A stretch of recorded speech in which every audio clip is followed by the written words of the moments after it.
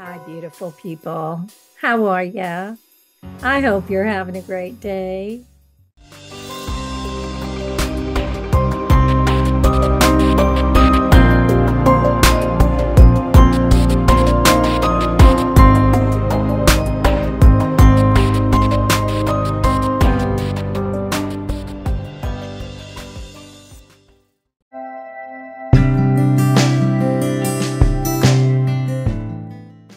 I did some rearranging back there on the shelves. You probably aren't going to notice any difference, but I had to bring my brown chair back in.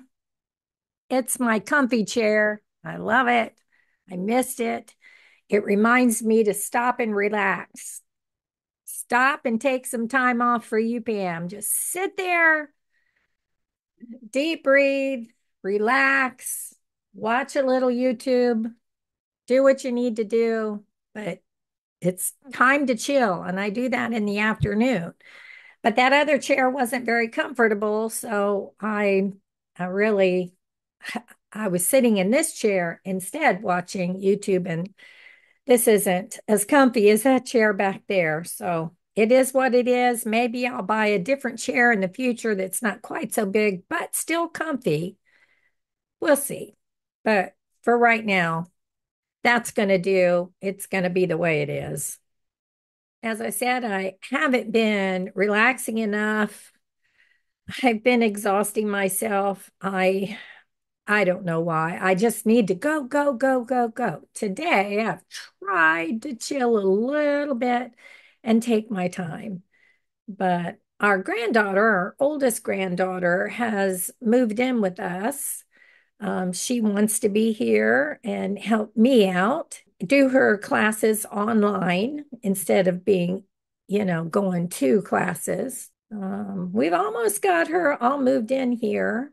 We've got a few more things tonight to move from her parents' house, and we'll see at that point. Then we have got to arrange all of her things in her room and in the bathroom so that she can find them and they don't end up on the floor, but they're manageable and organized in there. So I'll know more how to help her with that once I see what all she's got. She didn't like the bedspread that I had on the bed in there. So I bought her a new one. I mean, I did an open box one. It's beautiful. She loves it. So that's all that matters. It's sage green color and it makes her happy. And her brother, who's 2 years younger than her, and his best friend came over a couple of days ago and put together the bed frame that I had bought. I don't know, probably January or February. And they came over, put it all together, put the bed on it. We got it moved to where she wants it. And so that makes her happy. It makes my heart happy. It makes her mom happy that she's happy. They're, I think, having a little bit of a hard time. It was Cadence's idea to move out. She wants to feel like a little bit that she's on her own. I mean, she's still living with us, and we do have some rules. So, but she's 19. We're not going to micromanage her. So far, I've really enjoyed, and I think her papa has really enjoyed having her here too. So that's fun.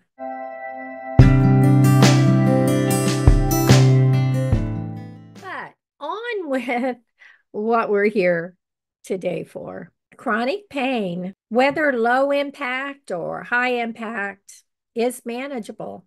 The daily life of someone living with chronic pain can seem unbearable. Living in constant discomfort often significantly affects everything in daily life. So I'm here to encourage you, and hopefully you'll see that there is a light at the end of the tunnel if you're struggling. Today, we're focusing on high impact chronic pain, especially for those people with fibromyalgia or ME/CFS or something similar to that, and what that means for us and how we can manage it.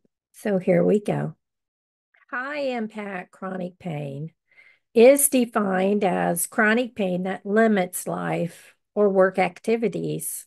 You can experience restrictions in major life events on most days or every day during the past 3 months.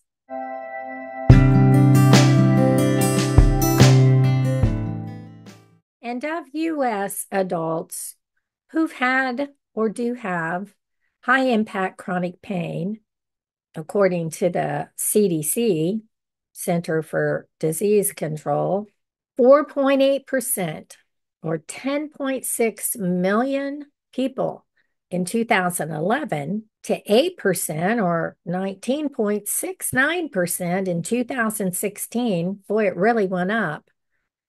Well, they did some work on that. And in 2021, it was 6.4%, still too high. 83% of people with high impact chronic pain, or HICP, were unable to work for a living. And 1/3 had difficulty with self care activities such as washing themselves and getting dressed. According to the National Center for Complementary and Integrative Health in 2011, people with low impact chronic pain were 20.4%. I'd say I probably fall into that category, the low impact chronic pain. Once upon a time, though, I was high impact. And maybe I can say I'm low impact now because my doctor has increased my medication. But nonetheless, in the UK, the estimates are 5.7% to 7.8% of people with high impact chronic pain. In the Middle East, 4% reported HICP. In children and adolescents, the prevalence is 5%. Oh my. But if you have surgery on the knee, hip, back, or shoulder, the prevalence is 10 to 15%. And if you have back pain, the prevalence rate is between 15.7% and 62.2%. Wow, that's just horrific. Advanced age had the highest prevalence. Women had HICP more significantly. Adults who had worked previously but were not currently employed, veterans, adults living in or near poverty, those with public health insurance, and rural residents reported HICP. But HICP was significantly lower among adults with at least a bachelor's degree compared with all other educational levels. I mean, not people with masters, they're meaning anyone under a bachelor, a high school or less, and people with some college or an associate degree. But like most anything, it can happen to anyone. These are just numbers. I had a master's degree when fibro struck me.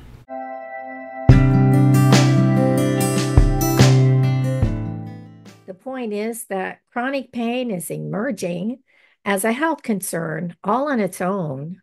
It involves many different chronic conditions like trigeminal neuralgia, chronic low back pain, and fibromyalgia, with negative consequences to individuals, families, and society. According to Medical Life Sciences, the 20 most painful conditions are the following, and they're not in any specific order: cluster headaches, shingles, frozen shoulder. Yep, I've had that one. Bone fracture, when I was a kid. Complex regional pain syndrome, heart attack, slip disc, sickle cell disease, arthritis. And I currently have that in my hands and my wrists, and it's flaring quite a bit here these days. Migraine headache.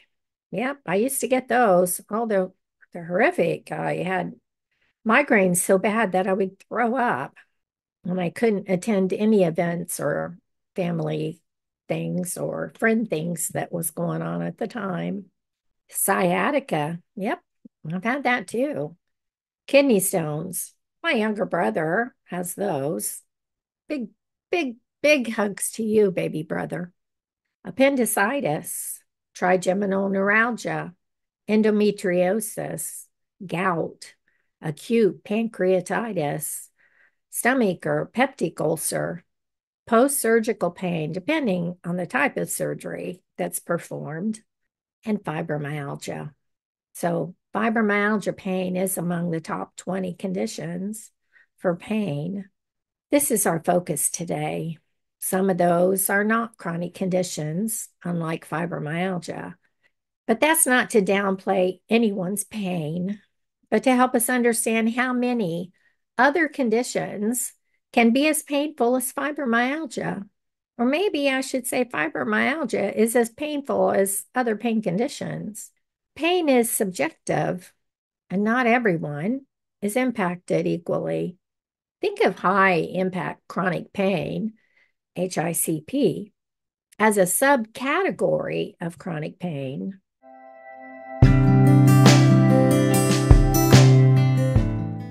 People suffering from HICP may need a different approach to management.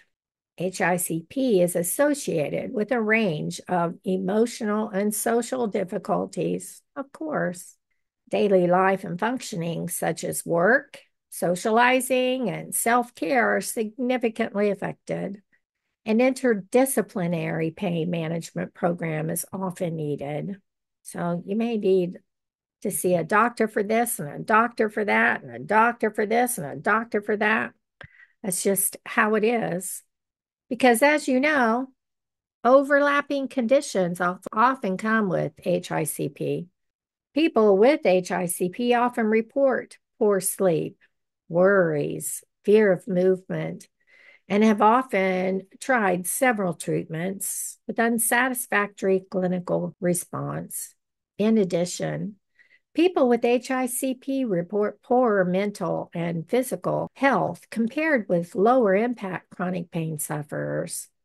HICP sufferers have higher levels of pain, anxiety, depression, fatigue, and cognitive difficulties, and a tendency towards a higher number of painful body areas, as well as more severe pain, worse health, and higher healthcare use. Because of this, there is a higher consumption of pain medication, including opioids, and use of healthcare services. People with HICP have increased work absenteeism and decreased employment. There's a fear of pain. Catastrophic thoughts occur. Moderate to severe pain intensity, multi comorbidity, as I said, meaning just multiple conditions piled up on top of one another, all in a single person, and shorter education, as I said, have been associated with the increased likelihood of HICP. Although people with chronic pain have other health problems, analysis that controlled for other health conditions suggested that the disabilities experienced by people with HICP were more closely related to their frequent pain than to those other health problems. It is unsure whether altered central pain processing is the mechanism underlying HICP, most likely, but they're unsure, and whether it is differentiated from low impact chronic pain. Time will tell.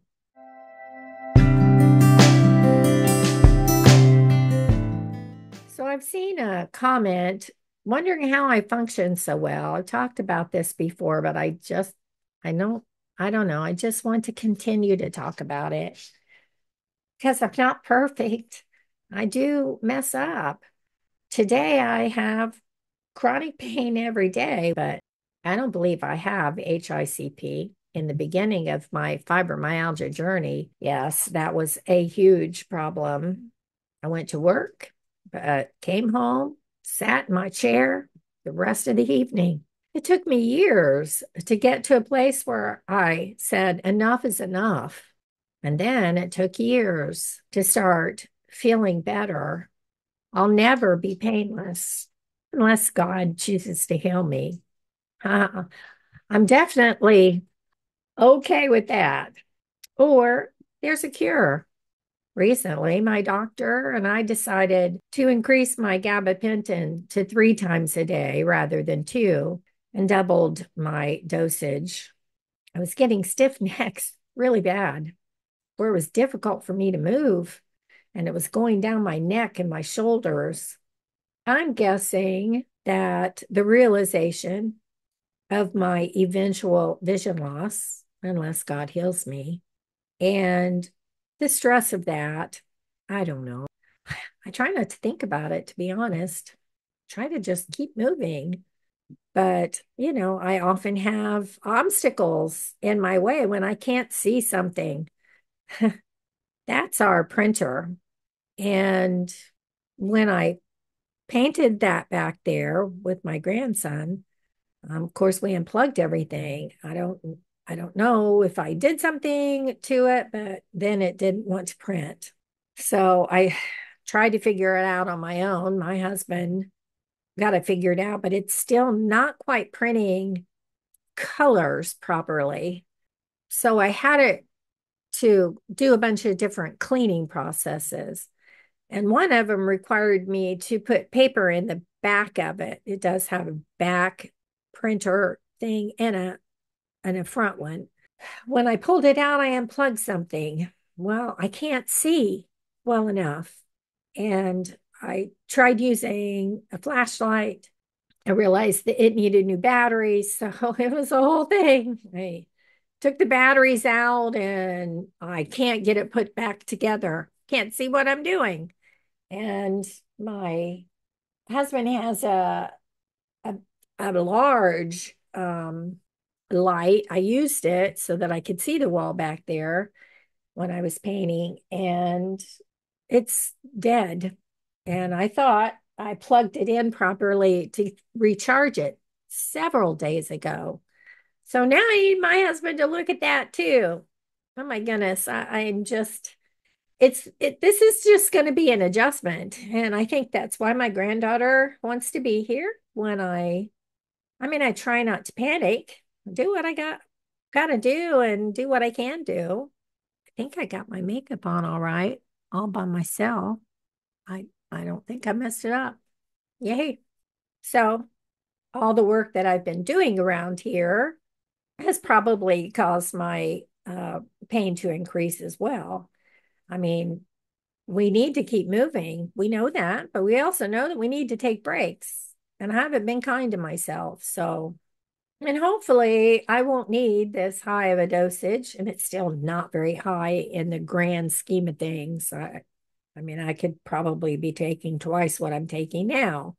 But, I like to keep my medication down, but I also need to live.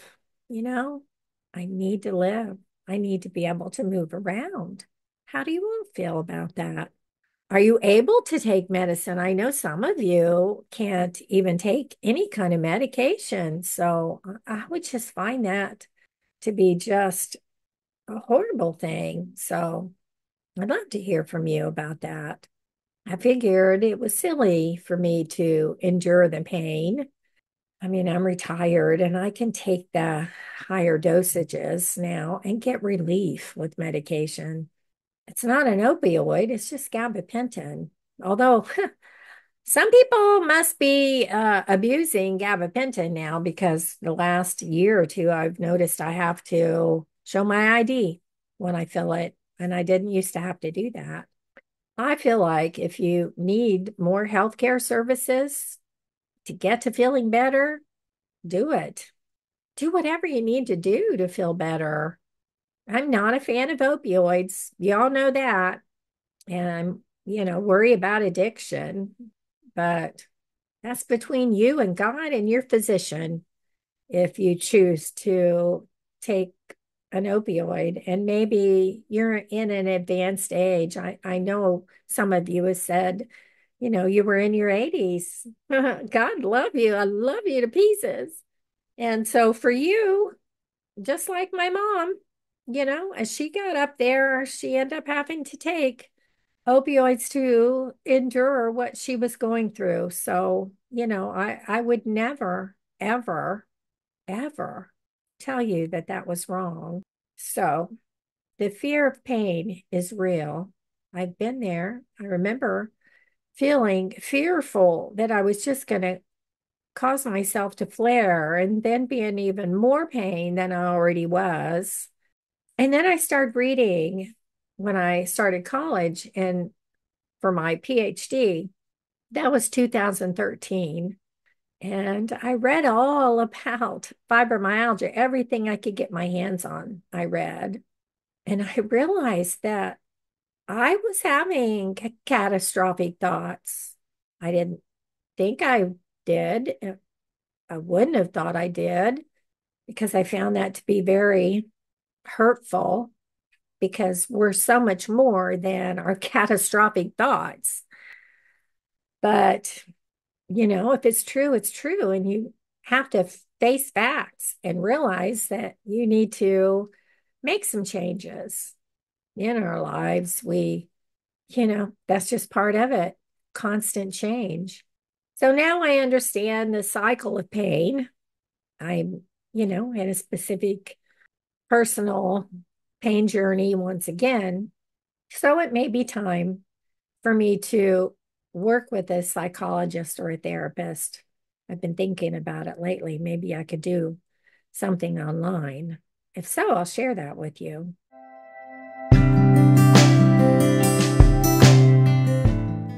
So, in my video on chronic overlapping pain conditions last Friday, I didn't get into treatments because treatments vary due to each of the overlapping conditions. And for someone with fibromyalgia who's suffering with high impact chronic pain, our chronic pain is an all too familiar problem, and it needs to be managed. According to the American Psychological Association, or the APA, the following are ways to help us manage our pain. I'll go into a little more detail after I mention each one by name, so hang in there with me.